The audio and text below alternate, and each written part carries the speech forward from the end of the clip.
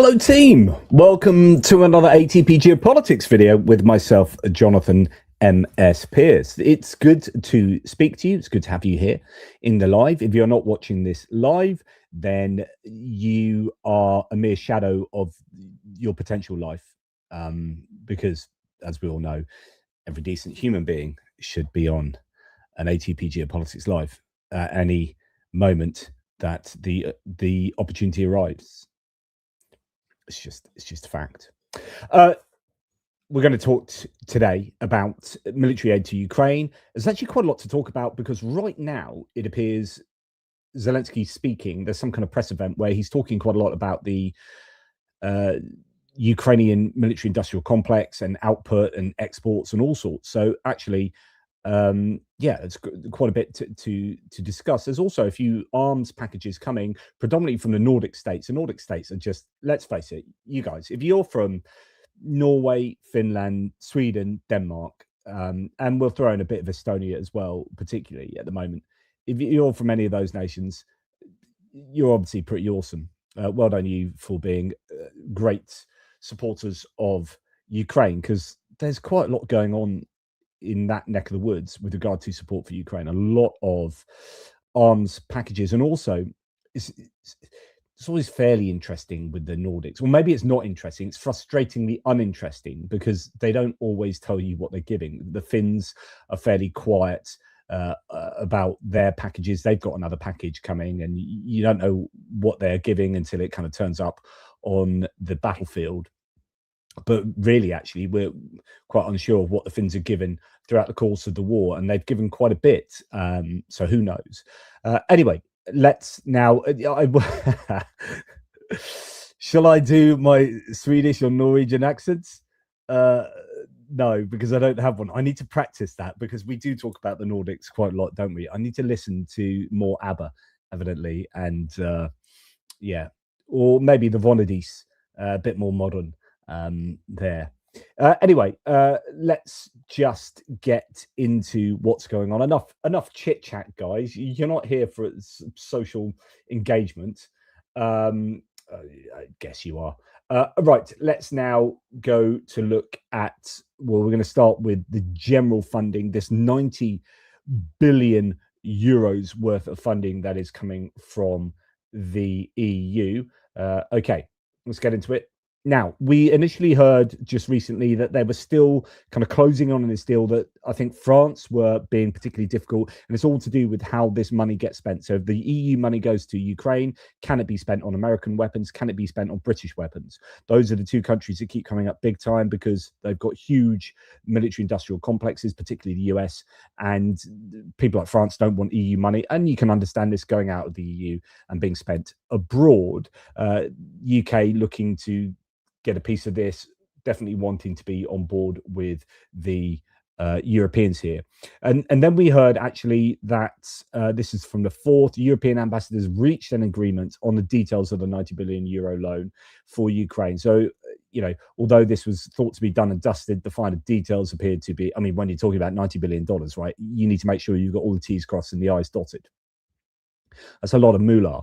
And the European Council has said that that has now been finalized. So really good news for that. The first tranche is at sort of, I can't remember, is it March, April time? Not too far away anyway. So $90 billion hopefully going on the way to Ukraine, and my goodness, they need that, don't they? The NATO chief Mark Rutte, who was over in Kiev recently, is confident allies will commit $15 billion in US arms for Ukraine in 2026. He said that on February the 3rd. He's confident that that will be allocated to the Pearl initiative, the prioritized Ukraine requirements list that gets Ukraine able to buy American weapons. I'm absolutely confident that the money will be there, Rutte said. Now, we are going to look a little bit more in detail at that because it's really all about Patriot missiles, Patriot interceptors. That seems to be the main object of concern in the Pearl Initiative. Right, on to our just fawning over the Nordic nations and the Scandinavian nations. Here we have Sweden and Denmark being pretty cool. Sweden and Denmark will jointly procure and supply Ukraine with air defense systems worth 2.6 billion Swedish crowns. That's $290 million. According to Reuters, Sweden will fund 2.1 billion crowns on the purchase of Trident air defense systems, while Denmark will contribute 500 million crowns. And this is the Trident system, which comes from BAE Systems Bofors, while Denmark will, that's, I guess, 5, so that's 4-1. That's a 4-1 funding ratio, Sweden to Denmark. Denmark have already given an awful lot, as have Sweden, of course, to Ukraine. In fact, we're going to look at Denmark in a second in terms of being the top nation in the world for assistance to Ukraine. Okay, so what we're looking at is this system. Looks pretty damned cool. This is a Trident Mark II. They'll jointly purchase this system. And Trident Mark II anti-aircraft artillery systems from, as mentioned, BAE Systems Bofors. These are 40mm guns specialized in countering Shaheds and other drones with a range of up to 12.5 kilometers. That is one heck of a range for this kind of gun. Most of the time, these guns are operating at most a sort of 5-kilometer range. That's why Shahed's been flying either super low or super high. Something like your Browning M2 heavy machine gun, that'll get you, 2 kilometers. So you get them flying above there, and some of these heavy machine guns just can't reach those heights. You're fighting gravity as well as just distance. To get 12.5 kilometers, that's an insane range on something like this. The funds will be used to form a new air defense battalion. We're going to talk about that in a second. Let's have a look at this. I'm going to turn this sound off because although it's not in your ears, it's in mine. So evidently, a truck-based system. I guess it doesn't have to be. You could have that on the ground. I guess it's palletized, but here it is on a truck. Get it from A to B, find out where the Shaheds are, whiz it along to the right place, and then bang, bang, bang, have quite a few shots at the Shahed. I wonder how much each round costs for this piece of kit. I'm just going to see if this is okay. This is in English, so I'm going to play this to you. Okay, I've got dodgy sound on this, which is, I think, my end. If you have dodgy sound as well, let me know, because that will suck. Right, let's get my face out the way. You've seen enough of that. Okay, so this is another look at the system. Already to 1936. So we have a lot of experience in this area of anti-aircraft type of weapon systems. This is the latest generation. It's built on proven technologies of our 40mm Bofors naval gun system in combination with a standard vehicle, a military truck in this case from Scania, and also integrating a fire control solution locally on the gun here. Together with our programmable 3P ammunition, it's the perfect weapon system against modern threats like drones, small drones, but also combat flexibility, where you with the same system can combat everything from fighter jets, helicopters, incoming missiles, the drones, but also ground.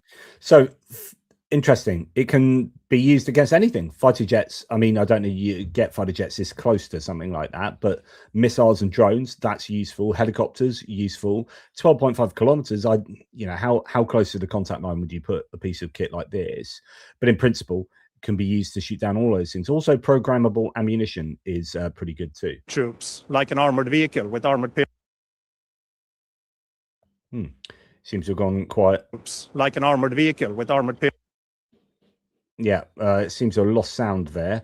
Don't know what's going on there, but that's a shame. We don't get to hear the rest of that. Anyway, there you go. So Sweden and Denmark have promised to deliver the ordered Trident Mark II anti-aircraft system to Ukraine within 1 year. The new system from BAE Systems is equipped with that 40mm Bofors 40 Mark IV gun with 100 rounds of ammunition. It is mounted on a civilian Scania 6x6 truck chassis, providing high mobility and the ability to deploy on public roads. Okay, so that's cool. I'm then going to just remove that so I can whiz through these without getting stuck on the wrong screen, because with audio I have to press it individually. Right, okay, so that was that. Then we hear that Denmark and Sweden, again, these two nations with those Bofors guns, are going to help Kyiv develop an air defense battalion.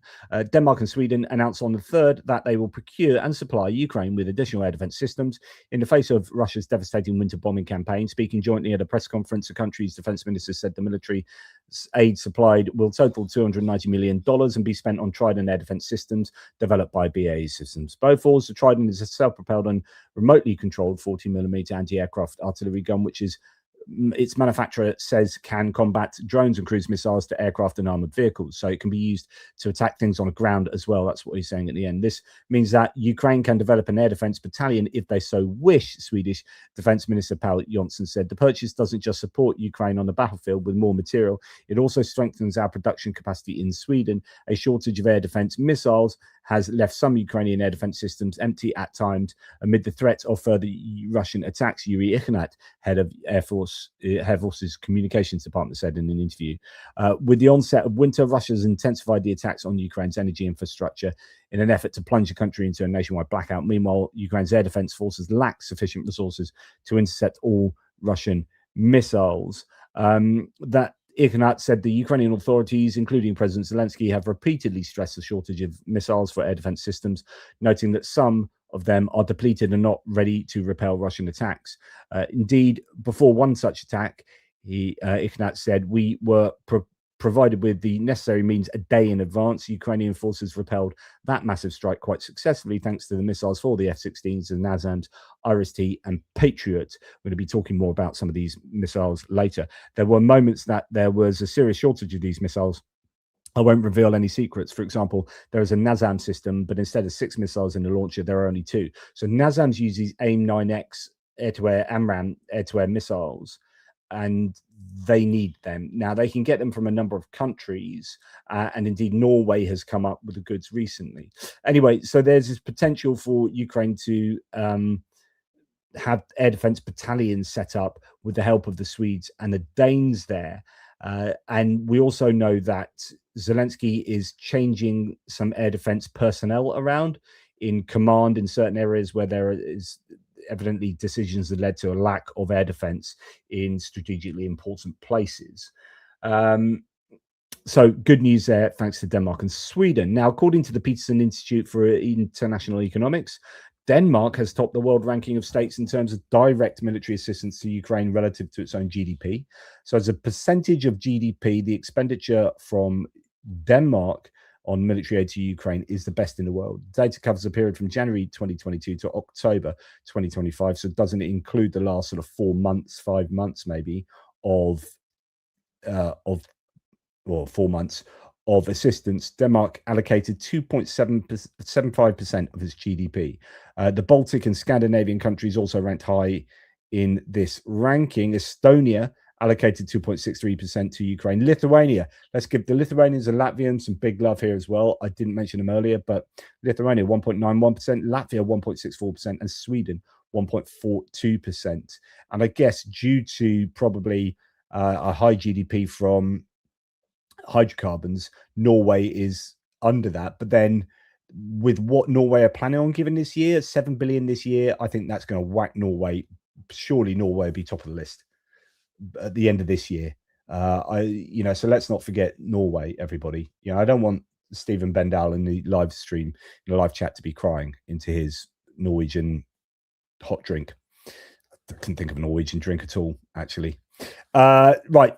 Prime Minister Ulf Kristersson from Sweden has said, I spoke with Zelensky today and informed him that Sweden will provide approximately 95 million euros to meet immediate needs, such as provision of generators and heating equipment. Sweden stands firmly by Ukraine's side. But so not only those air defense systems coming from Sweden, and predominantly from Sweden, really, and Denmark, there is also another provision, probably more in line with energy support there. We drink coffee in Norway. Yeah, but that's not a real drink. So, we can ignore that, to be honest, Paul. No offense. But if you're not drinking Yorkshire tea, you're not living, really. I'm feeling a little bit boisterous today. I'm going to the cinema tonight with my family. I've got 2 15-year-old twins, right? And I'm going to take them and my missus to watch Send Here, which is a 15 certificated horror satire Sam Raimi film, which has got really good reviews, and taking the boys So, you know, they're gonna. Is that the sort of thing you should do on a family night out? Take them to a horror film.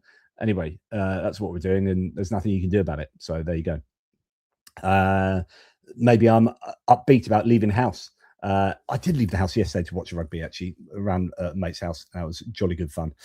Right, okay, back to military aid. That's enough of my whittling on. Sweden, again, over 400,000 euros was raised to help Ukraine's energy sector in the first 5 minutes of the SVT channel broadcast. So some kind of telethon, I would have thought. Ukrainian ambassador Svitlana Zalishchuk said, according to the organizers, they, quote, have never seen anything like this, referring to the pace of fundraising. The campaign was launched with the participation of the Ukrainian embassy in Sweden and one of the country's most authoritative humanitarian organizations. Radio Hjälpen. Oh, no, that was easy. Thank you, Sweden, says Anton Gerashenko. So if you're a Swede and you're in the live chat, please let me know if you knew anything about that. PG tips. Yeah, it's all right. It's all right. But it's just not Yorkshire tea. Yeah.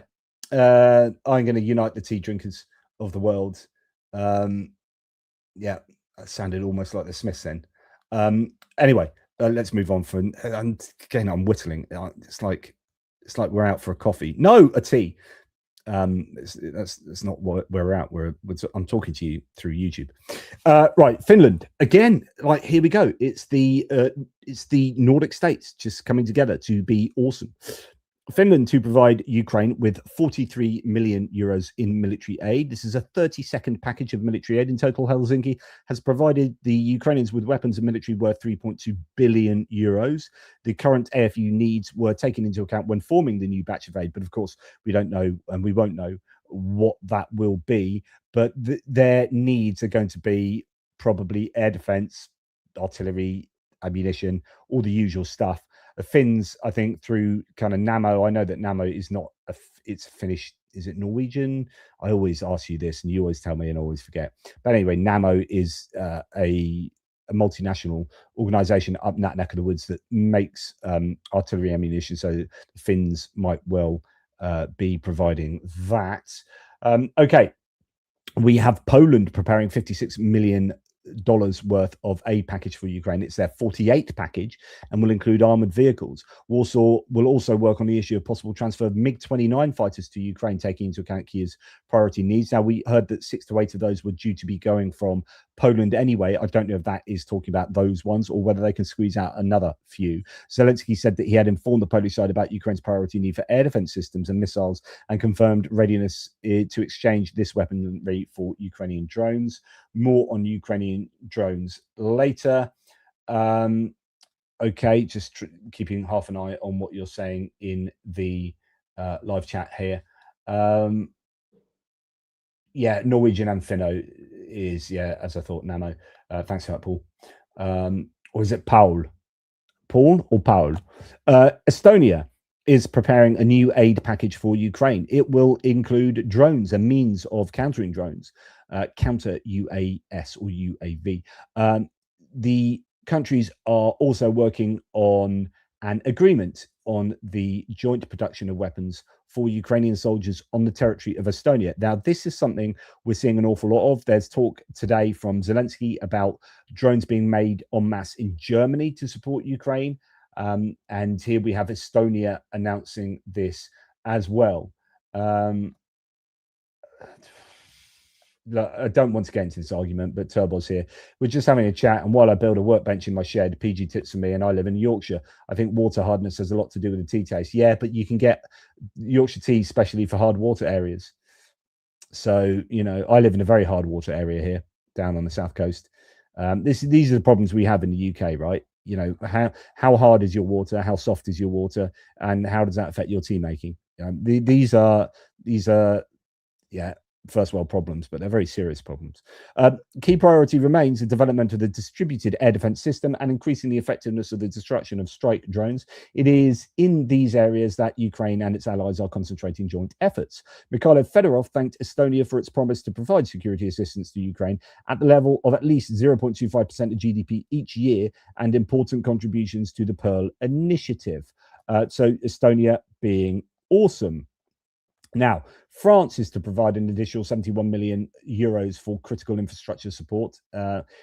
Paris confirmed the implementation of the second stage of grant agreement. 19 projects to restore critical infrastructure are already being implemented in the fields of healthcare, energy, and water supply. The countries signed a memorandum on the creation of business council to attract investments and direct interaction with businesses. In addition, they produced B2B agreements on drones and unmanned systems, the development of new air platforms, and humanitarian demining. B2B, what's that an acronym for? Business to business agreements. Okay, so that means, rather than government forcing, or putting orders in, that is, trying to motivate businesses to do an agreement with another business in Ukraine, for example. They also agreed on the training of specialists and the development of a training base on strengthening digital resilience, in particular through satellite internet as a complement to terrestrial networks.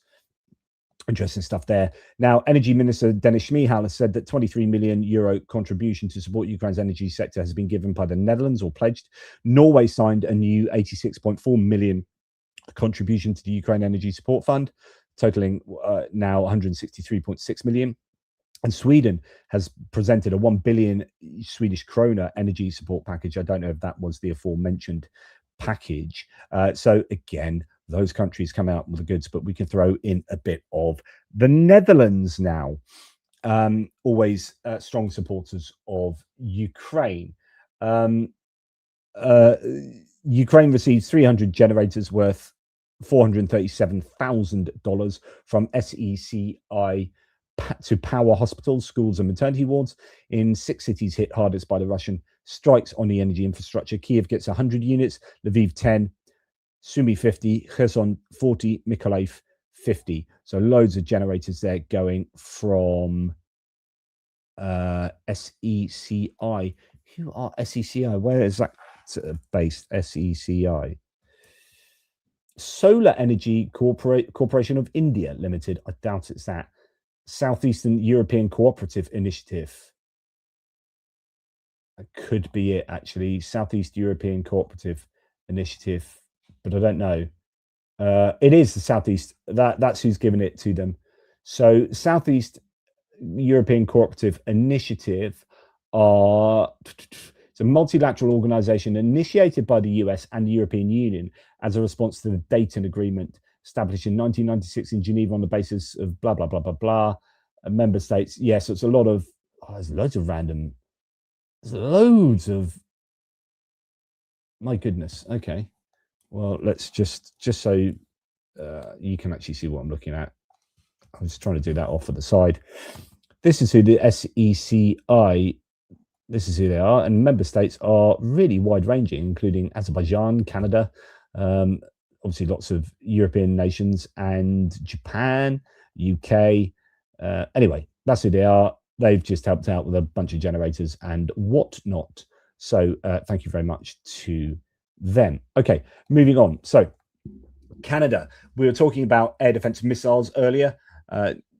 Productive call, says Mikhailo Fedorov for the MOD. Call with David McGuinty. Canada is transferring AIM missiles. So these would, I presume, be ones you can use in NASAMS and also on planes as well. AIM missiles to strengthen Ukraine's air defense and counter-cruise missiles. Delivery already underway. So Canada is now coming up with some goods. Also discussed joint drone production. So again, this idea of building things for Ukraine outside of Ukraine, military training and experience sharing. So the Canadians working hard there. Now, more than half of Germans support increased aid to Ukraine, according to an Insta poll by Bild. Now, this, I think, is moving in the right direction, because I think it's been a little bit up and down in Germany. 52% of respondents in Germany believe that the West should support Ukraine more actively in order to push Putin to a ceasefire. Most of them are convinced that the aid should be both military and financial.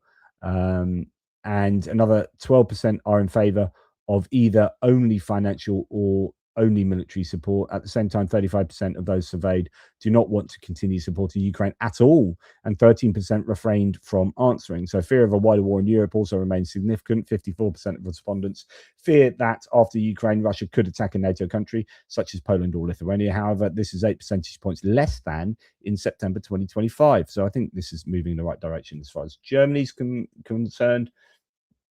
Yeah, we are having a right old tea discussion, aren't you guys? I like rooibos. So rooibos is a South African tea. It's all right. It's all right. I mean, it's not good mug of builder's tea, British builder's tea, but you know, it'll do. It's all right. Slovak president calls the transfer of MiG-29s to Ukraine a mistake. So this is when Slovakia got a bunch of MiG-29s earlier in the war. He's now calling it a mistake. He noted that while still serving as prime minister, he instructed to maintain the combat capacity of Slovak MiG-29s until they are replaced by new American F-16 aircraft. Quote, to this day, I consider it a mistake that Slovakia got rid of its MiGs, for which it had no replacement at the time. No other country has done so after transferring its own weapons, it began to rely exclusively on the help of its neighbors, he noted. So, yeah, but good thing that they did do that. And those MiG-29s have been insanely useful, no doubt. Now, let's stick on the subject, not of tea. Stop talking about tea. Or of planes. If Ukraine gets the Jazz 39 Gripen, a lot of people are talking about these Gripens coming from Sweden, and talking about the Meteor. And it actually looks likely they'll get the Meteor missile, which would be absolutely phenomenal if they do. And I'd imagine, knowing that how supportive Sweden are, not just in terms of material, but in terms of like political positioning, like more abstractly how supportive Sweden are, I think they would be arguing. I think they'd be wanting to give Meteors if they can. So if Ukraine gets the Jazz 39 Gripens and the Meteor missile, Russia's air comfort zone is over, says this particular source. No more safe standoff. Meteor by MBDA has the longest effective range in the West. Ramjet engine, high energy all the way to the target, hard to jam, hard to escape. Results. So it has this, what's it called? Not the what's that phase of an air-to-air missile where you can't escape it? If you're a plane, if it gets within this range, then you've got it. You guys will know in the live chat, there'll be some expert there. There's a phase of an air-to-air missile whereby you just can't escape it, and the phase for that for the Meteor is particularly good, I think. The FAFO phase, it's not that. So anyway. Less Russian air freedom will be the case with Meteors around. More Ukrainian maneuver space, stronger European role, lower US dependency. This is air denial, not symbolism. So that's really good news. Okay. Just trying to see. It's not the terminal phase. That's usually of like another air, a sort of cruise missile or ballistic missile. Yeah. Anyway, Ukraine will receive 250 new combat aircraft, 150 Gripen and 100 Rafale. We already know this, but it's just been regurgitated or re-mentioned today by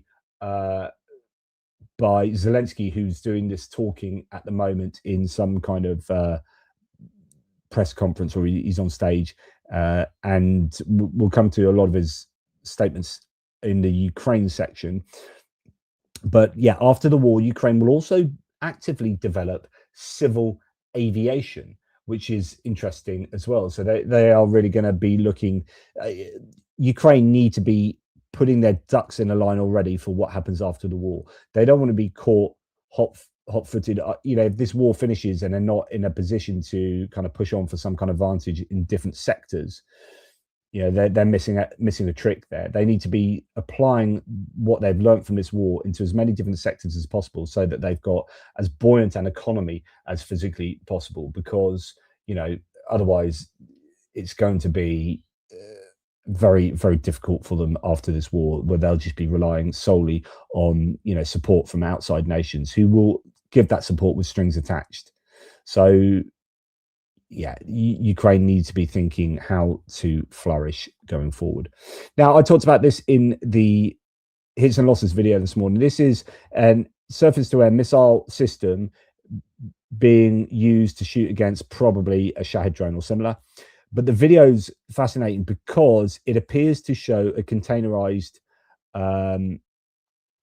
system, like one of these shipping containers, firing this missile. And the likelihood is that this is a Gravehawk British system. So an interesting video was published by the Ukrainian Air Force Command, says Special Kherson Cat. The footage shows a repulsion of a Russian air attack on Ukraine on February the 7th. Among the scenes are launches of air defense missiles, apparently fired from something resembling a container-based launcher. However, the video does not allow a direct or definitive identification of the system shown, so it cannot be stated with certainty that this is the same platform. That said, it is possible that this is the first publicly released video showing the operation of the British Gravehawk air defense system in Ukraine. So 2 of these were given at the beginning of last year, prototypes, and then it was promised, well, another 15 were promised, but we don't know the time frames of them. We don't know how many are in the country at the moment. So this source says, according to statements from the United Kingdom, Ukraine received 2 prototype units of this air defense system at the beginning of this year. That's wrong. That's at the beginning of last year. So it's the beginning of 2025. The system itself was first unveiled almost exactly a year ago. This is true. So there might be a whole bunch more of these. And this was developed very quickly for the Ukrainians by the British. So this is where I've been quite proud of the British support for Ukraine, because it's not only been about giving them stuff, but also going to the drawing board and developing things in a way that actually I think the British have been ahead of the game. You know, I'm going to have a bit of, I've given some, I think the Brits have earned this because I've just, or allow me this because I've just given the Nordic nations and the Baltic nations some big love. So I'm going to give some big love to the Brits because right from the beginning of the war, and this would be the Conservative government and then on to the Labour government, so both governments seem to be fully backing this approach. There's been support all over the shop. We got Storm Shadow missiles, the first to give them like big cruise missiles like that, first to give them main battle tanks, modern main battle tanks, not like old T-72s. We gave them the Challenger 2, which is our main battle tank. We gave the entirety of our self-propelled guns, as indeed the Danish did. But also we've been really heavily involved in training of Marines, Special Forces, and the Interflex training in the UK of just absolutely tons of people, along with lots of other nations. But also our Special Forces have been out in Ukraine, and they've been there since before the war began, and they continue to be there. I know we know this now. But also we've been developing things for Ukraine when they've asked us to, and things that they need. So we've developed like that Raven was developed, the Super Cat with the AMRAAMs on the back. Then you got the containerized version, which looks to be the Gravehawk. You got the Terrorhawk as well, and we've got the Nightfall cruise missile that's being developed, and the Breakstop cruise missile, and the Nightfall ballistic missile from scratch. And these are going to be some of the quickest bits of kit developed from scratch, you know, in recent memory. And the British, you know, hats off to them, have gone, you know, our MOD and our governments, successive governments have said, we want to do this, we support this, go and make this. What do the Ukrainians want? Yeah, work with them, get this stuff, which are cheap but decent. So with the Gravehawk that you see on the screen right now, this one uses Russian, these aren't the AMRAAM ones, so the Super Cats with the Ravens use the AMRAAMs, like American air defense air-to-air missiles used in surface-to-air mode.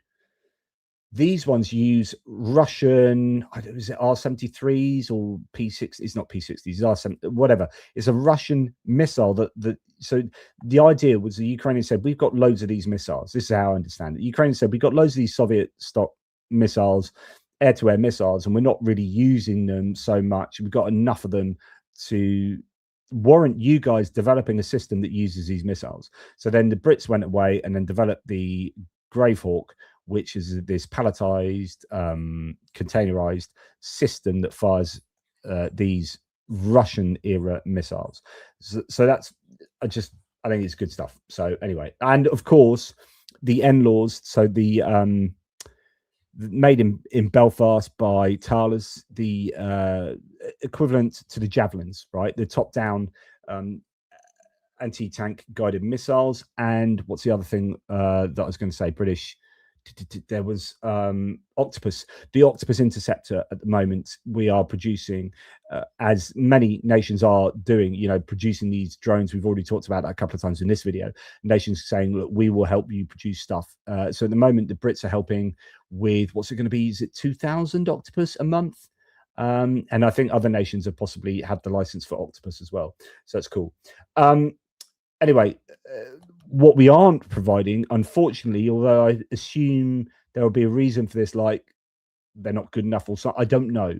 But the UK MOD has refused to transfer the Watchkeeper reconnaissance drones to Ukraine, deciding to dispose of them. I don't know whether it's got key tech on board. But anyway, we've got these large, like equivalent to the MQ-9 sort of drones, although these are reconnaissance rather than carrying missiles, I think. But anyway, they're now becoming obsolete and we're getting rid of them. But instead of decommissioning them and giving them to Ukraine, we're just gonna, like, put them in the landfill site. So no plans to transfer them to Ukraine. One of our MOD or one of our government ministers said that the UK, together with its partners, will continue to support Kyiv, equipping it as best as possible to protect its sovereign territory and ensure a strong position for any peace talks. But they're not getting these Watchkeeper drones. So we can only speculate, I guess, on why that might be. Okay, what else do we have? So we're moving on to the US now. So US has approved a $185 million sale of spare parts for Ukraine's vehicles and weapon system. So the Department of State said on the 6th that they've approved a potential $185 million foreign military sale to Ukraine. So Ukraine probably buying this themselves for spare parts and related equipment to support US supplied vehicles and weapon systems. So it's likely to be, I don't know, Humvees, Bradleys, all that kind of stuff, M777. Evidently, they're getting a support package from F-16s from the US to support that, or American kit. Now, American company Raytheon has confirmed its intention to accelerate the delivery of Patriot missiles to Ukraine through direct executed contracts and international support mechanisms. So the parties also discussed the transition from supplying ready-made air defense systems to deeper industrial cooperation. Specifically, plans include the establishment in Ukraine of a platform for the servicing and repair of Western-made weapons. So kind of similar to what we just heard, but then, yeah, I guess this would be for Patriot systems, really, to be repaired inside Ukraine rather than having to take them back to the United States, which is evidently quite an issue. We've seen a couple of Patriots be loaded onto big transporters to be taken back to, or was it, no, it wasn't Patriots, it was, what did we see? We have certainly seen HIMARS get sent back to the United States. So anyway, this looks to be the Ukrainians doing deals directly with US companies rather than this being initiated by the US government, which I think is quite a big difference and shows really that US government isn't really doing an awful lot to support Ukraine directly, because even stuff like this will be coming. What I'm going to tell you now would have been as a result of an order under the Biden administration that's coming to fruition that will be asking private companies to do this. So US Air Force has tested the low-cost ERAM cruise missile. So the ERAM is the let's go and find that ERAM. It's the okay, here we go. 4 days ago, Kiev Post. Extended range attack munition, cruise missile being developed for Ukraine. So this is the Americans kind of doing what I just talked about with regard to the Brits and the Breakstop, which is the British cruise missile, cheap and cheerful cruise missile. This is pretty similar, and they're due to get, wow, it's 800. What were the numbers? I forget now what the numbers were. Or was that the amount of money? Oh, I can't remember. The 800 something had the ERAM. 840 units. There you go. My brain occasionally works and occasionally does remember things. I thought it was 800. Right. Okay. So according to Militiani, citing official US Air Force materials, The January 21st, 2025 test was at Eglin Air Force Base in Florida. The project team met all key objectives, including confirming the full functionality of the missile's warhead. One notable aspect of the program is a rapid pace. Less than 16 months passed between the signing of the first contract and the live test. Speed was a priority in developing a missile designed to be affordable, mass-producible, and low cost. The successful trial marked another step towards serial production. The US Air Force Armaments Working Group reported the production of Iran missiles for Ukraine began in spring 2025, with the first batch of 840 units scheduled for delivery in October 2026. It's still quite a long way off. Defense Secretary Cooperation Agency Security, has also informed Congress that the missiles can be launched from both US-made F-16 fighters and Soviet-era MiG-29 aircraft. Iran missiles are being produced by two companies, Virginia-based Co-Aspire and California-based Zone 5 Technologies.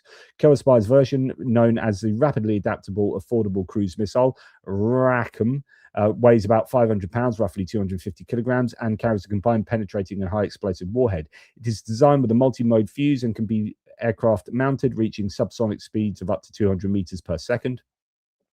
Technical specs for the Zone 5 variant, dubbed Rusty Dagger, we've heard this a number of times, Rusty Dagger, have not been disclosed, though its capabilities are expected to be similar. The Pentagon expects production to reach around 1,000 Iran missiles over 2 years, roughly 42 units per month.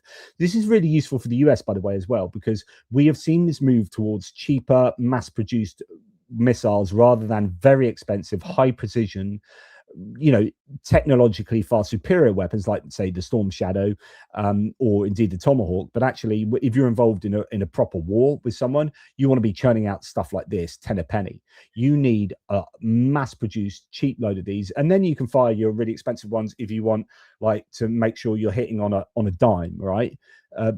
But otherwise, there is definitely a need we're seeing from this war of mass producing lower cost weapons and just developing lower cost weapons, full stop.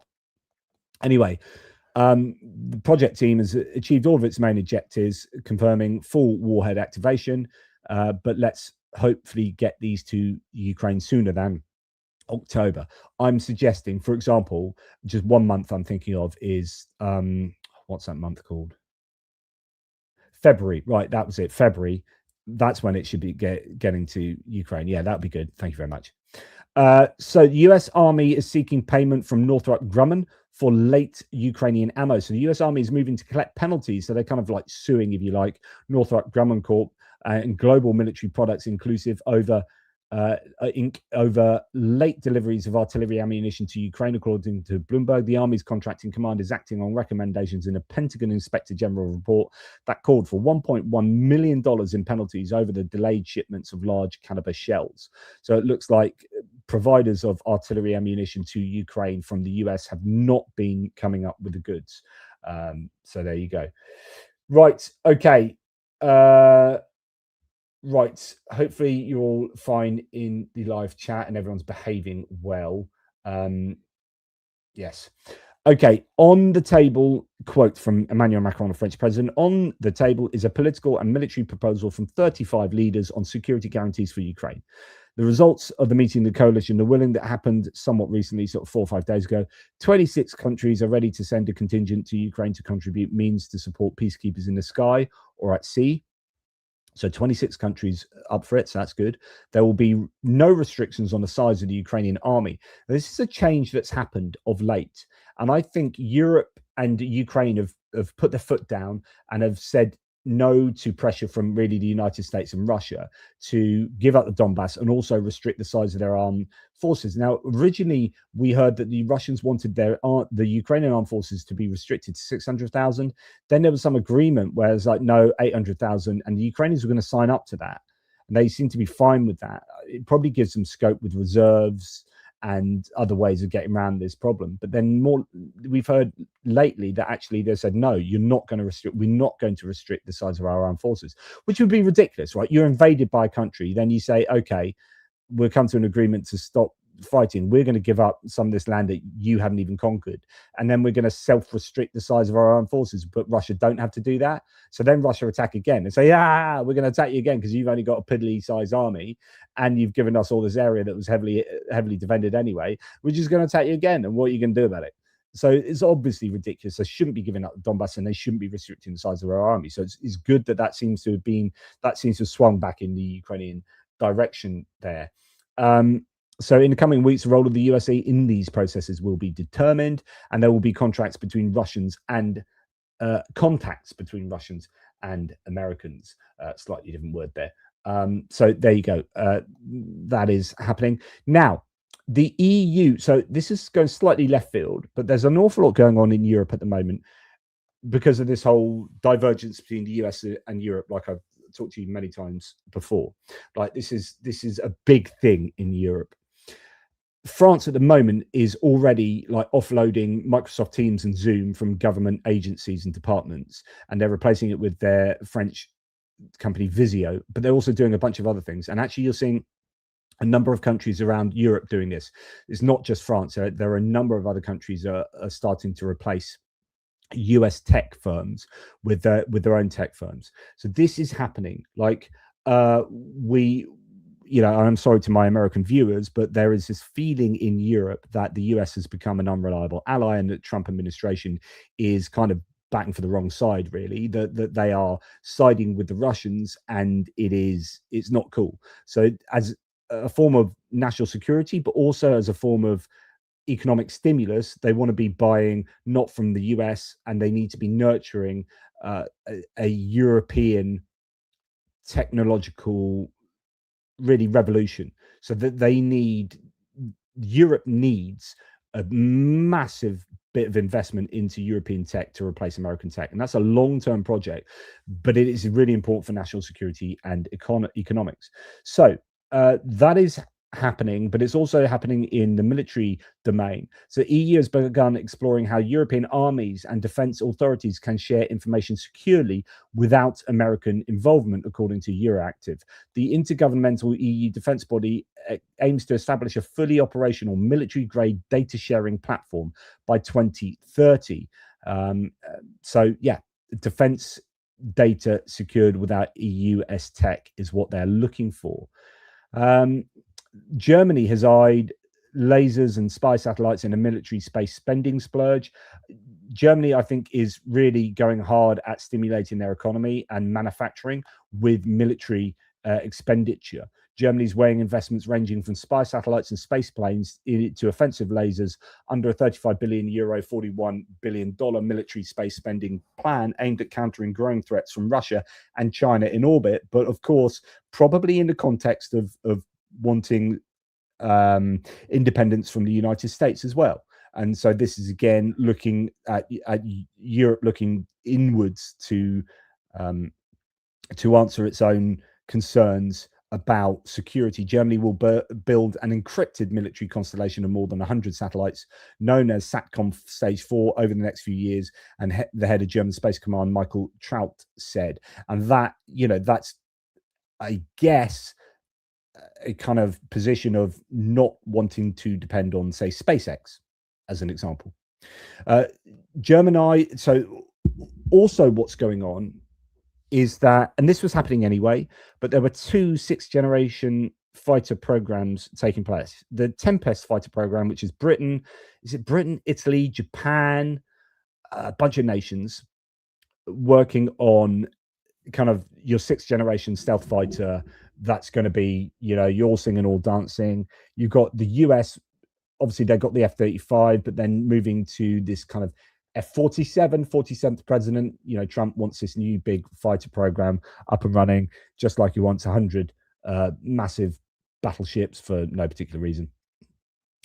But anyway, so the Europeans have got this choice because it's not just the Tempest or the GCAP, but there's also this one that's going on between France and Germany, right? So you've got Airbus and Rafale and whichever German Dassault, sorry, and the German lot, or is it just Airbus and Dassault? I don't know. Anyway, what's been happening is that they've not been getting on. So Germany and France have not been getting on, which is kind of unsurprising.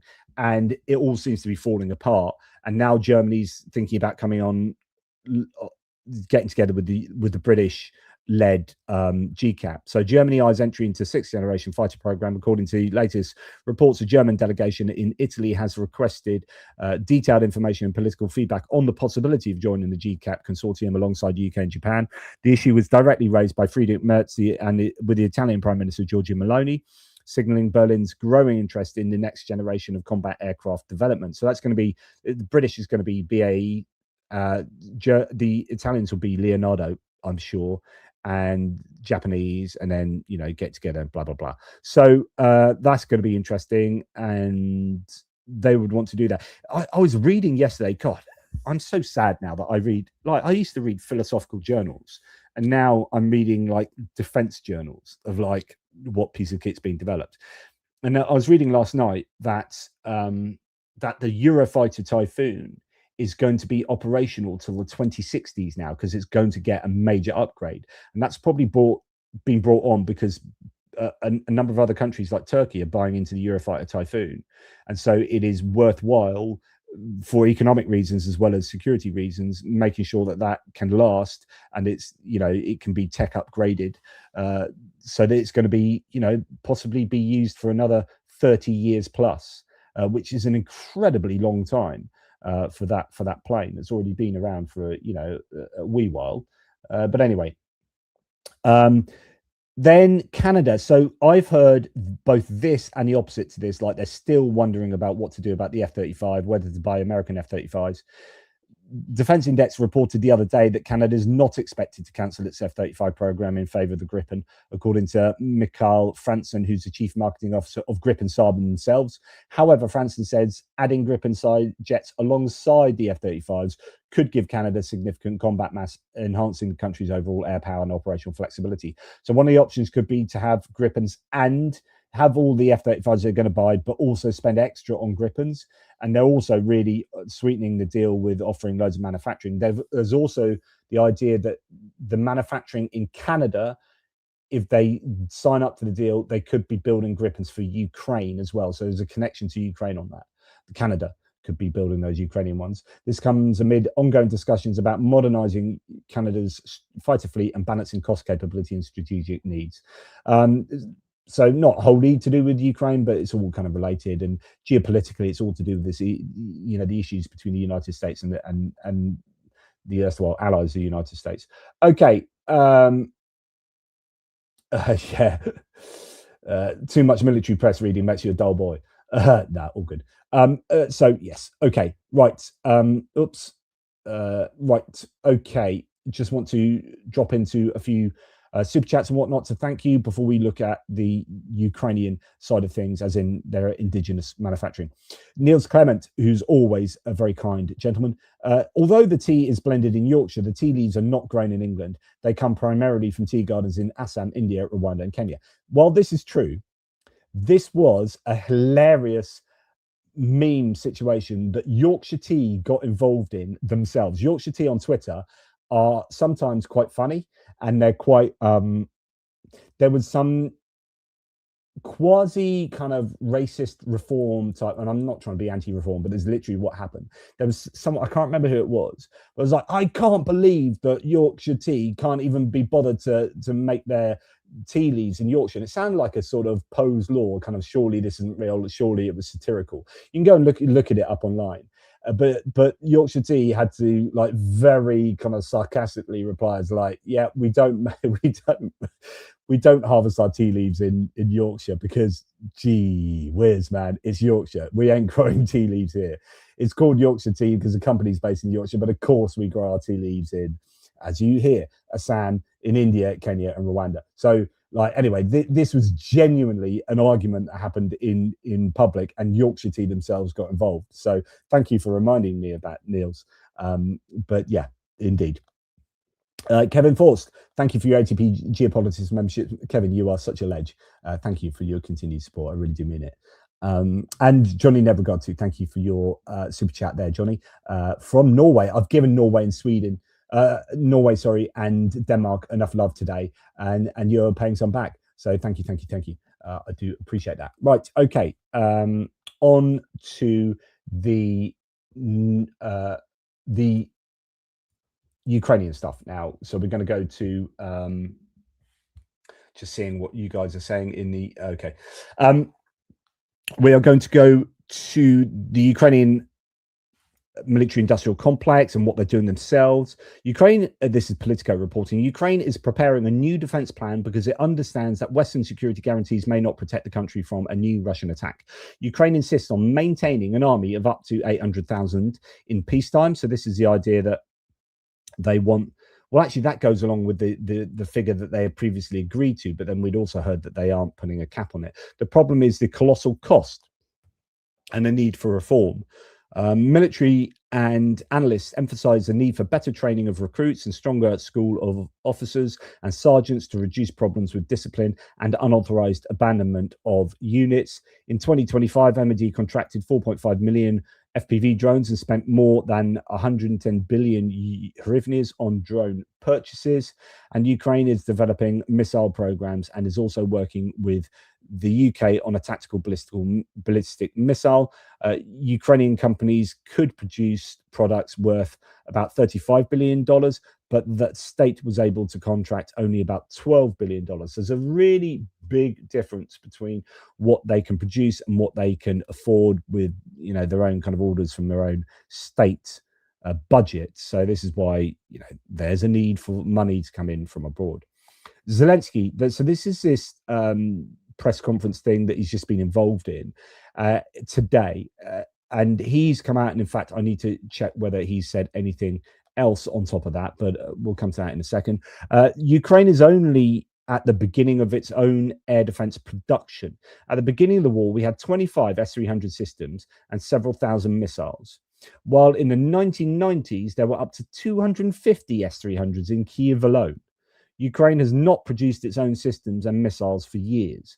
Ukraine has dozens of different air defense systems, Patriot, NASAMS, Iris-T, Hawk, and is building its own air defense in parallel. This is a difficult path because, unlike Russia, Ukraine did not have a decades-long Soviet industrial base, the president emphasized. A full-fledged defense industry in Ukraine was actually born during a full-scale war when the country was forced to stop the enemy with its own technologies. Today, it is the largest defense industry in Europe, although it is still inferior to the Russian one. So interesting set of claims there from your man Zelensky. President Zelensky announced that Ukrainian drones will start being manufactured in Germany from February as part of the export of Ukrainian defense technologies.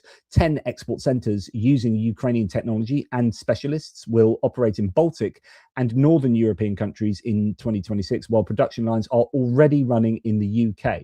It's exactly what it's talking about. With that, will no doubt be the Octopus drone. Germany possibly taking on the Octopus drone as well.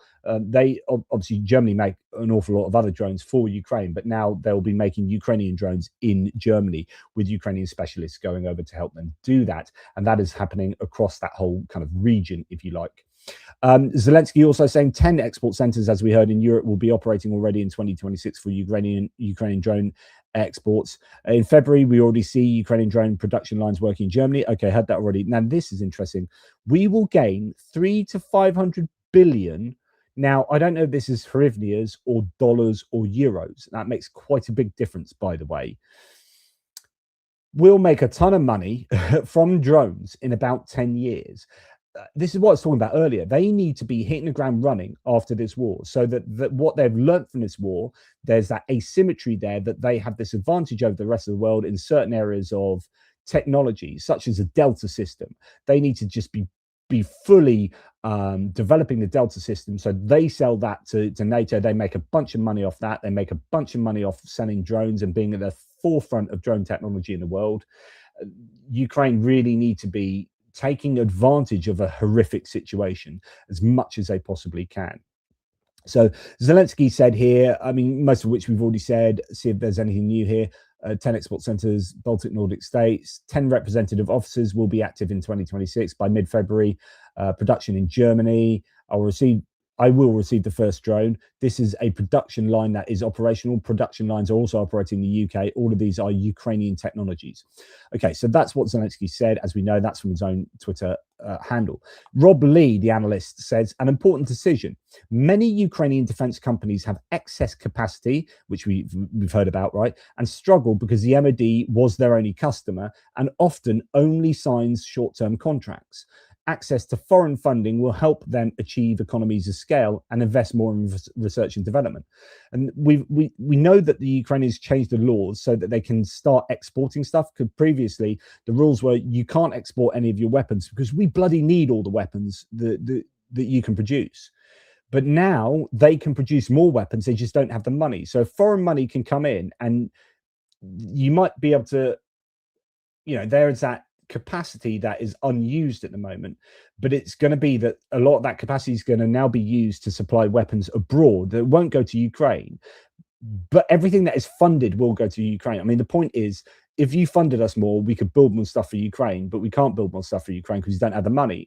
So if we get some money in from abroad, then we can build that, and it won't be to the detriment of Ukraine, right? So we're not taking drones that we would otherwise be making for Ukraine, but we're going to make them for, I don't know, Brazil or something, right? No, these are drones, for example, that are not funded at the moment, but we have the industrial capacity to make them, and then that money comes in and then supports us in making even better drones. So we need the profit from abroad to help sustain us and to help generate our greater capabilities to produce for Ukraine, right? So actually the idea is that this should be a net benefit to Ukraine, economically, militarily, technologically. And this is what Rob Lee's saying here.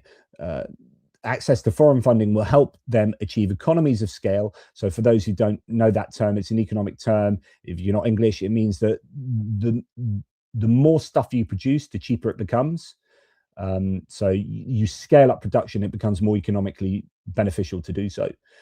So by producing more of these, for example, drones, because you're getting orders from abroad, it makes the drones you're producing for Ukraine cheaper because you're getting economies of scale, and you can invest more in research and development. So it's a really important set of important points. Okay. So now we hear that EU countries are ready to sign the first FP5 Flamingo missile defense partnership. So along the same kind of lines as we just heard Zelensky talk about with regard to, well, I was assuming drones, but it's not going to be just drones, because here we have a missile defense partnership between Ukraine and the EU to carry out mass production of long-range ground-launched cruise missiles. So FP5, whether that's going to be building outside of Ukraine or within Ukraine, there's going to be some financial injection there, which would be beneficial to Ukraine. Okay, a Firepoint's chief designer said in an interview with the German DW media outlet, the focus for this year is ballistic missiles for the next 2 to 3. So just to remind you, I know you will probably know this already, but not everyone does. Sorry to teach my grandmother to suck eggs, as we say. Ballistic missiles have a trajectory generally that goes, well, a trajectory that goes up and down, a parabolic trajectory, right? And if they're tactical, shorter range ones, then they won't go as far up into the atmosphere. But real long range ballistic missiles will actually clear the Earth's atmosphere and then come back down. And because they're coming at such a steep rate, they're very, very difficult to shoot down. So you get long range intercontinental ballistic missiles will go out the atmosphere and then end up in a different freaking continent, right? And then you get intermediate range ones, and then you get tactical ones. So like the ATACMS, although the press often calls them long range missiles, they are not long range missiles. They're basically medium range missiles. 300 kilometers, 300 miles or whatever, that's basically a medium range missile. So for example, if you want to shoot at Yellow, you need a long range missile to do that. And you can either choose a ballistic missile that goes up and down like that, very difficult to shoot down, or you can choose a cruise missile that cruises along and you can actually change its path, right? And it will use different forms of navigation. So if, you might have a fallback that if the GPS gets jammed, then it's got inertial guidance, or TERCOM, it's maybe mapping the terrain and knowing where it is, all these different kind of ways of not being shot, not being intercepted. And then, of course, because these things are slower, though, and although they do go closer to the ground, which makes them quite difficult to shoot down because actually they're very close and you don't see them for long. But generally, cruise missiles are going to be much easier to shoot down than your ballistic missiles, right? And what Ukraine has had access to has been cruise missiles through the Storm Shadow. They're developing their own cruise missiles like the Neptune and whatnot. But what they don't have are these ballistic missiles, right? So, and yeah, it's worth noting that because of the nature of these missiles having to go, into the atmosphere super fast and all that kind of stuff, they are generally more expensive. Firepoint's chief designer in an interview with DW has said the focus for this year is on ballistic missiles for the Ukrainians. For the next 2 to 3 years, it's air defense and the creation of anti-ballistic shield for Europe. So not just ballistic missiles, but anti-ballistic missiles. It currently costs about $6 million to shoot down an Iskander, probably an Iskander-M ballistic missile. We plan to reduce that to $1 to $1.5 million.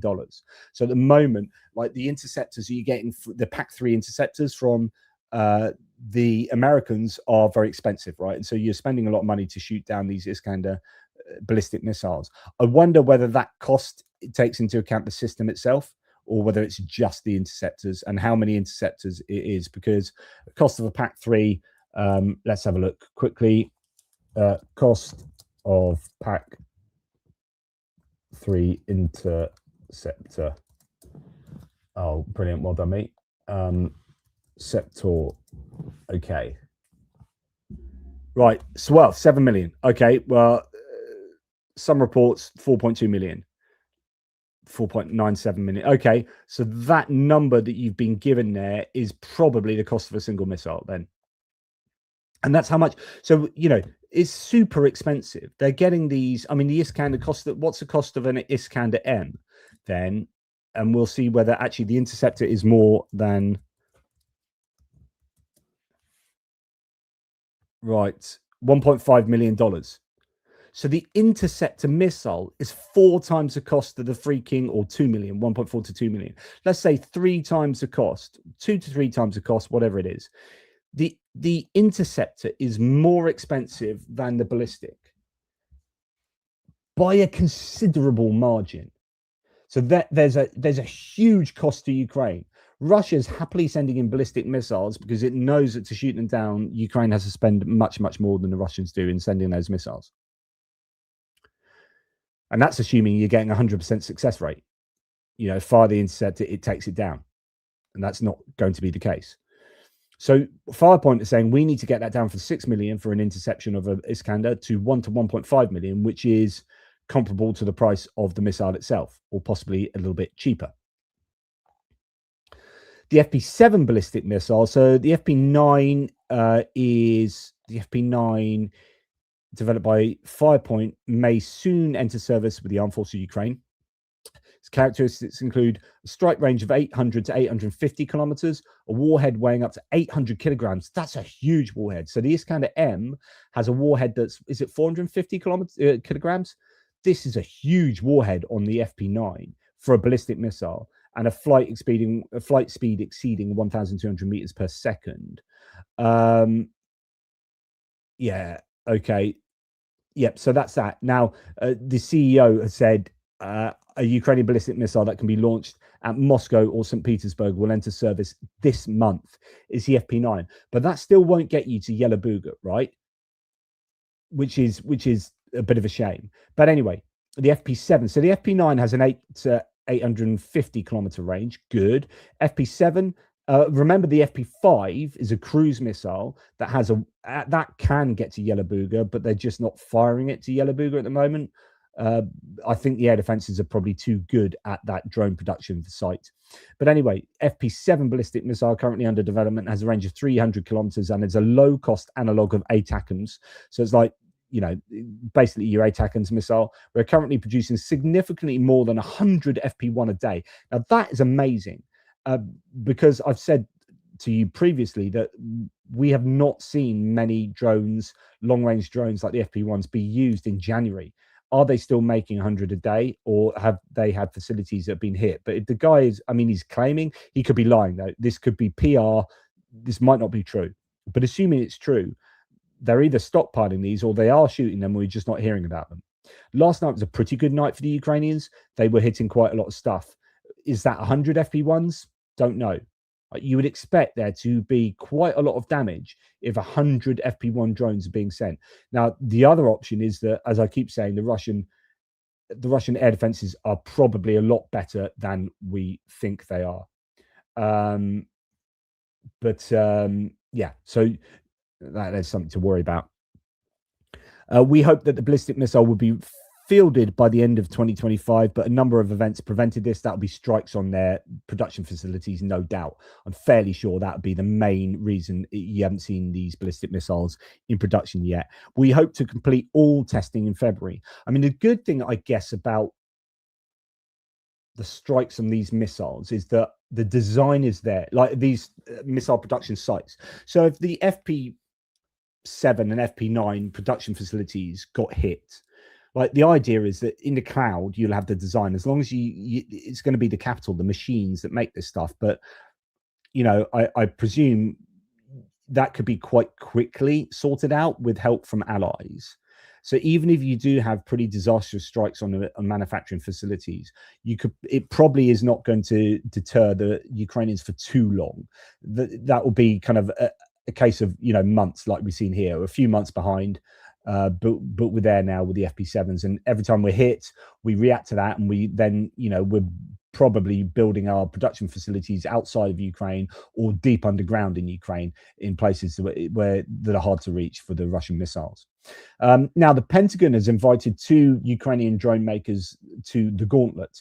$1.1 billion in contract sales are at stake here. So Ukrainians, this is kind of building onto what we've just been talking about, going and getting contracts abroad, getting that money in, but hopefully that is not going to get in the way of producing stuff for the Ukrainian armed forces. This is extra capacity that they just don't have the money for from Ukraine or Ukraine's allies for Ukraine yet. So you might as well be building something and getting that money in to help you. Following the first phase, the Pentagon says it will order $150 million in prototypes from successful competitors. So there are 2 Ukrainian entities going to tender for some big contracts in the Pentagon. Now, Ukrainians have unveiled the nationally produced underwater drone, the Marichka, which can destroy ports, bridges, large ships and landing vessels within a 1,000-kilometer radius. It's already ready for action, announces the company Aquatechnics.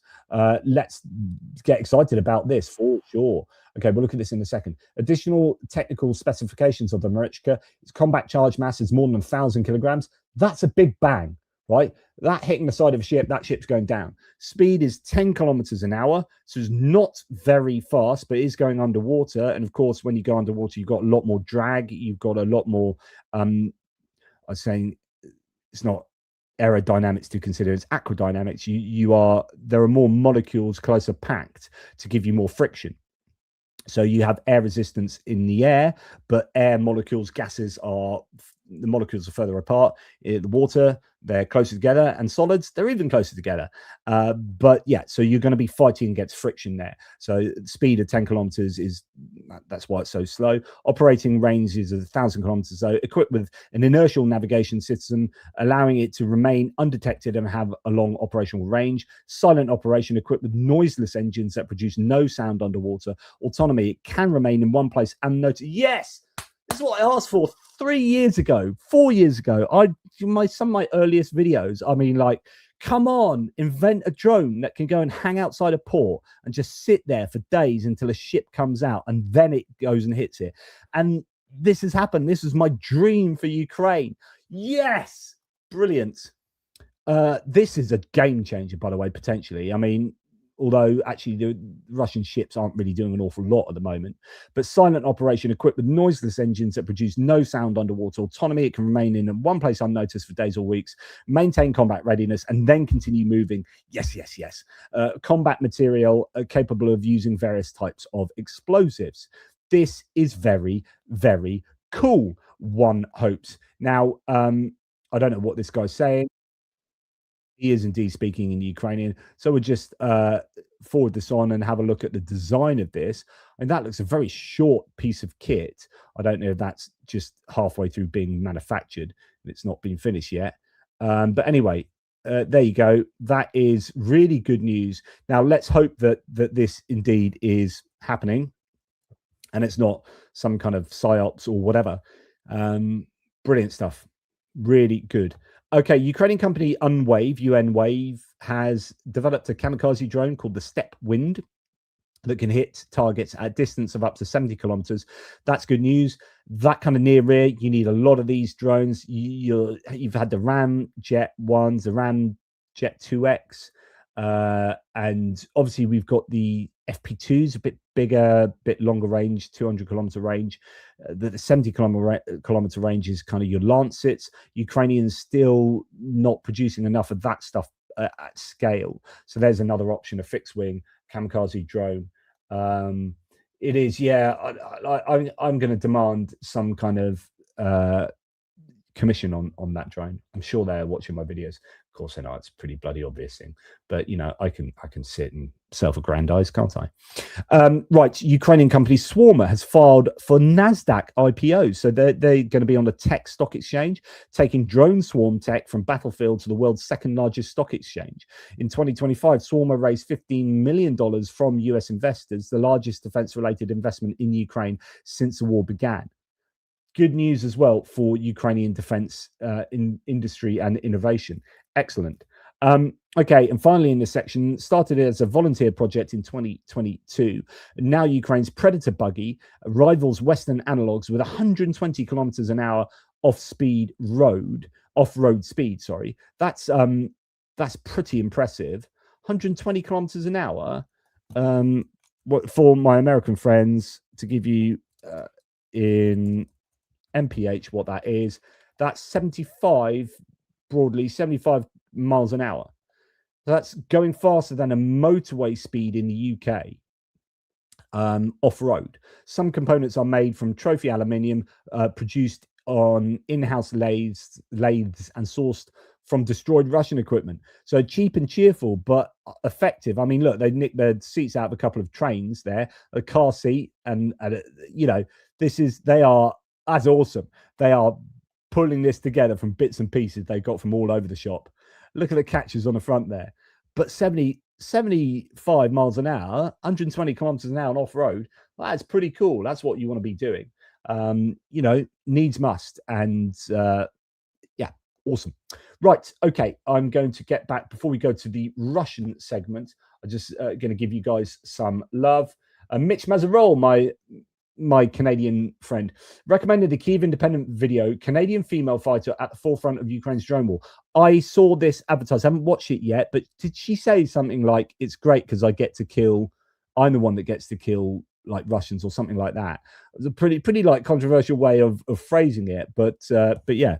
Anyway, yeah, so worth the time invested. Posted 2 days ago. She's a tanker in not in a drone unit. But she's in a tank in a Leopard unit. Wow. Okay, so yeah, I haven't watched that yet, but I did see that, Mitch. Thanks for the recommendation. I will watch that now because I have to be careful with what I watch, as in I have no time to watch things. And so anything I add to my watch list out of what I usually watch, something's got to go. So recommendations are good, but I can't always watch what everyone recommends me. I get so many people sending me stuff. You've got to watch this, you've got to watch this, and I just can't do it. I just don't have the physical time. Hoagie gifted 10 ATP Geopolitics memberships. Hoagie, thank you. You're a great supporter of the channel, and thank you for what you've done previously on like buy me a coffee and stuff. Thank you. Really kind. Pablo Non-Picasso, 1977. So I'm guessing either a Star Wars fan or born in 1977. A year after the greatest year to be born, if you were born in 77, because as we all know, 1976, hot summer in 1976 was the best time to be born. Pablo Non-Picasso says, getting funding for drones, big drones and smaller types is very difficult. You need a sponsor, a joint venture with a Ukrainian company to produce designs from outside. We are doing it steadily and hope to get an export ticket. Who is we? Can you let us know about that? And if you ever want to come and talk about your experiences, Pablo Non-Picasso, I'd appreciate that. And you know, if I can give whatever you're doing a bit of a bump up or a bit of exposure, let me know. I'd be really interested in that. And also just the process. I think people would be really interested in understanding the process of, you know, innovating and manufacturing drones. Yeah. So thanks for your super chat, by the way. Really, really kind. From Australia, I presume, with some Aussie dollars there, mate. Mitch Mazarol, it's going to do my Canadian but Yeah, I need to practice I can do Australian and New Zealand, no worries, badly. But anyone else, French, maybe, a bit of German. I can do Indian and Chinese, but I'd rather not do that because that's deemed as somewhat controversial. But it's okay to do those other nations, so we'll keep safe for that. Mitch, please provide an update of the current fundraising efforts. Let us know what is potentially in the works as well. In the works, we'll support Frontline Kit and do because in my live stream chat with Richard Woodruff, who's working out in Lviv, producing drones for the units, I offered to start doing a project with him. So that's our next one. We just need to finish a Car for Ukraine one. So always go to atpgeo.com/donate and you'll find our whatever we're fundraising for. Now this has stalled a little bit because we absolutely smashed through this and got to 11,000 really quickly, and then I was going to close it, but then someone donated really kindly. Is it Paul Spiker? Like a couple of thousand, and that pushed us way over. So then we said we'll do another video, another vehicle, but not unfortunately, but alongside that, I wanted, so here it is. So that pushed us over very, very generously. Thanks, Paul, and all the others, by the way. That pushed us over to doing another vehicle, but I want to produce a patch that's an ATP Geopolitics kind of Doris patch. But at the moment we are designing that. We've got an idea which is taking the disaster girl. I don't know if you know the disaster girl meme. Disaster girl meme. So this disaster girl meme is a very famous picture of a girl who is caught smiling. I don't know what the real story was, but she was smiling in front of a house that then gets sort of destroyed, is on fire, and she's now famous for being the disaster girl, some smiling girl in front of something getting blown up. So then our idea is to have a Doris patch that is has Doris in the disaster girl. I'm just going to find you. This is a mock-up that Benny's done that will be the kind of basis, and we just need it to be properly done in the format that Car for Ukraine really like. And here it is. So this is the disaster girl meme. So we got Doris with a HIMARS type thing and a burning Kremlin behind it, just turning and smiling, right? So that's where we're at. But we just need to get the final, bells and whistles, make sure that it qualifies for the coloration that you need for embroidered patches. It's quite difficult to get these things sorted out. But anyway, Doris smiling in front of a burning Kremlin, for me, I'm loving that. So she's a disaster girl. So that would be that's on the cards, right? So question here from Pablo Non Picasso. JP, who's MS and has MS done and has MS a most amazing job of punching out videos once or twice a day? Matt's kudos. Thank you. Once or twice, mate. Sometimes it's 5 or 6. The reason I have MS in my name is not, I have multiple sclerosis. So I do have MS, but it's called nominative determinism, whereby if your surname's Farmer and you end up being a farmer, my middle names are MS. I have middle names that mean that MS is my actual name, Jonathan MS Pierce. And I put them there because there's a football commentator called Jonathan Pierce who's way more famous than me. And if I just put Jonathan Pierce on my books and whatnot, then people would think it's a football commentator writing books on philosophy. And that's not the case. So I put my MS in there, and then I got multiple sclerosis. And I was like, oh, sod's law. Turns out I've given myself MS or something. So anyway, that's why MS is there. But anyway, right, let's get on with the final section of this. She does look a bit like the Queen, but she's not the Queen. It's definitely Doris. It's definitely Doris. Honestly, I know what she looks like because she's in my head. Right, okay. So moving on to the last section, Russia. Not too long to go here. China is bankrolling Putin's war to gain advantage over the West, MPs are told. So Beijing's Daily Telegraph reports that Beijing's huge support for Russian aggression against Ukraine is part of a larger threatening posture, Air Marshal tells Commons Committee. China has discreetly built supply lines going to drone factories in Russia. He told the Commons Defense Committee. This is Ed Stringer, who's great, Air Marshal. He's great, Ed Stringer. Open source suggests 60% of the Russian war effort is being covertly bankrolled by China. So there's a huge amount of support from China. Russia can only maintain this war because China is essentially bankrolling it. This has been my position since the beginning of the war. Russia can only prevail if China really assists them, and Russia is only still in the war because Russia has been assisting them. It's that simple. So we need to do something about that, because at the same time we're all being pushed in Europe to have closer ties with China because the US is pushing us in that direction, or the Trump administration is. So we've got this really difficult situation where we're going cap in hand to China to say, please do trade with us because the US is putting tariffs on us.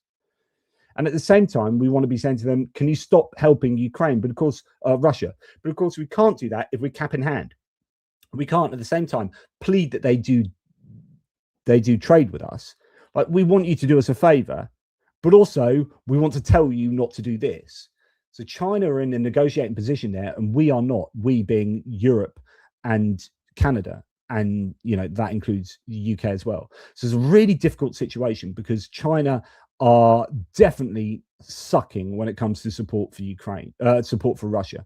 And this goes into a lot more detail, this Telegraph article, on exactly how China is assisting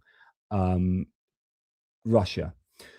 Now, last year, Russia spent much more on the army than previously thought. I've reported this twice already, but not in a military aid update. So in particular, the cost was 66% higher than declared.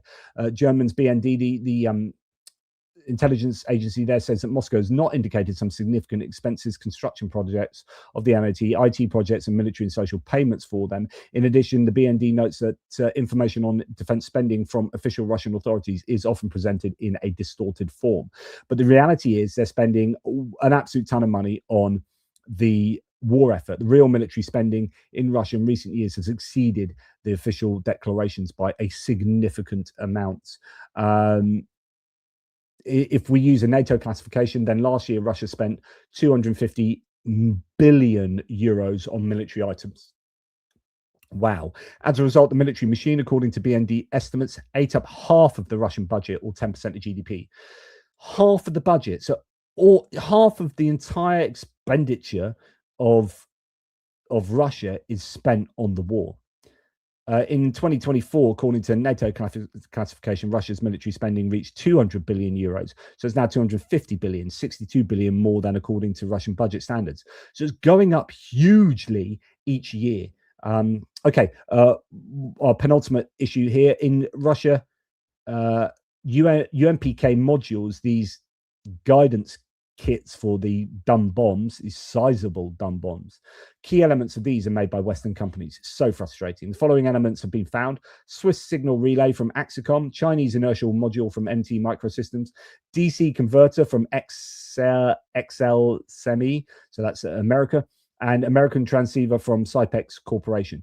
So a couple of American bits. Swiss GNSS module from U-Blocks, American programmable gate array from Altera Corporation, digital to analog converter from Analog Devices, American DC converter from Linear Technology Corporation. All of this sounds like really basic stuff, says someone. It's pretty much impossible to completely cut them off from things you can just order anywhere in the world, at least as long as someone is still trading with Russia. I don't see us creating an end-to-end controls for things like DC-AC converters.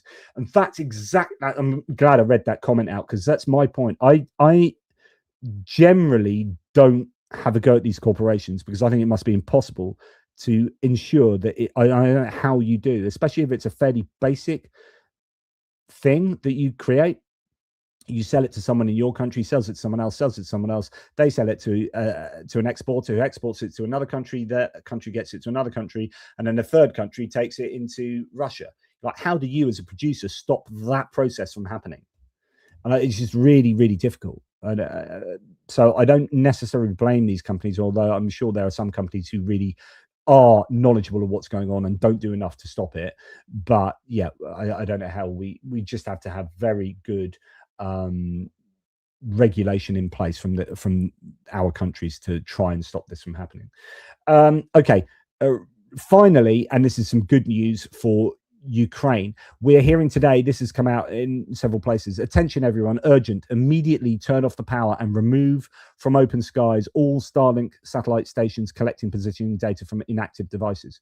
They're really worried, the Russians at the moment, that inactive devices in and around the front lines are going to be traceable, and that the Ukrainians are going to be able to strike where these Starlink terminals that aren't working are, right? And then that leads the Ukrainians to have knowledge of where obviously Russians command and control or drone operators are or whatever. The Russian bloggers are in full panic mode, claiming that their deactivated Starlink terminals now report their positional information to Ukrainian intelligence and are being used for targeting airstrikes. Now, I don't know if that's true. I don't know. This is a Russian source going off on one about that, but who knows whether that's genuinely an issue. Right. Okay. That is enough for me. I've got to go to the cinema now, and yeah. So I am going to have to shoot off rather than doing a very long goodbye as I normally do. DC. That might be DC converter. Not DC, Washington DC. Yeah. Okay. Right. Thank you very much to everyone in the live chat. Thank you for being so lively and engaged. I do appreciate your support. Thank you for all the very kind super chatters. Thank you for the members. Thank you for people that help me in all the different ways that you do.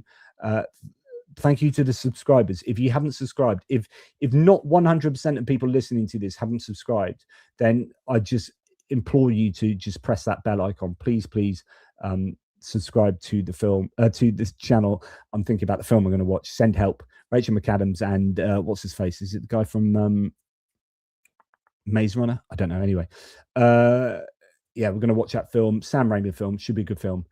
Still called dark horror, dark humid horror. I don't know how much humor is in there, but yes, I'm not going to be watching Melania though. That I've given that one a miss. I hope you don't blame me for doing so. It wasn't top of my list of things to see. Okay, take care, everybody. Speak to you soon. Big love.